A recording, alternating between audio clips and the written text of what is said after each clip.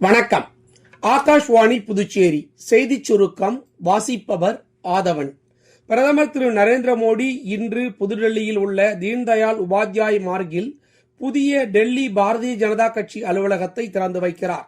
நவராத்திரி கொண்டாட்டங்களுடன் நடைபெறும் இந்நிகழ்ச்சியில் பாஜக தேசிய தலைவர் திரு ஜே.பி. நட்டா, டெல்லி முதலமைச்சர் திருமதி ரேகா குப்தா, டெல்லி பாஜக மாநில தலைவர் திரு வீரேந்திர சச்தேவா, மூத்த தலைவர்கள், அக்கட்சியின் நாடாளுமன்ற உறுப்பினர்கள், மத்திய அமைச்சர்கள் உள்ளிட்ட பலரும் கலந்து கொள்கின்றனர்.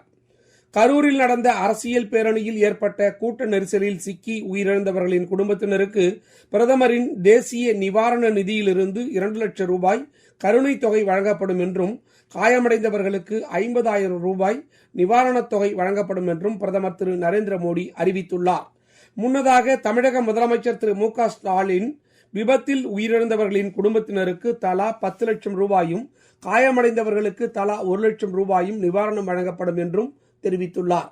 இதற்கிடையே தமிழ்நாடு துணை முதலமைச்சர் திரு உதயநிதி ஸ்டாலின், எதிர்க்கட்சித் தலைவர் திரு எடப்பாடி பழனிசாமி, காங்கிரஸ் கட்சி மாநில தலைவர் திரு செல்வ பெருந்தகை, பாஜக மாநில தலைவர் திரு நயினார் நாகேந்திரன், முன்னாள் ஆளுநர் திருமதி தமிழிசை சவுந்தரராஜன், பாமக தலைவர் டாக்டர் அன்புமணி ராமதாஸ், விடுதலை சிறுத்தைகள் கட்சித் தலைவர் திரு திருமாவளவன், மதிமுக முதன்மை செயலாளர் திரு துரை வைகோ, நாம் தமிழர் கட்சி தலைமை ஒருங்கிணைப்பாளர் திரு சீமான், தேமுதிக பொதுச் செயலாளர் திருமதி பிரேமலதா உள்ளிட்டோர் உயிரிழந்தவர்களின் குடும்பத்தினரையும் காயமடைந்தவர்களையும் நேரில் சந்தித்து ஆறுதல் கூறினர்.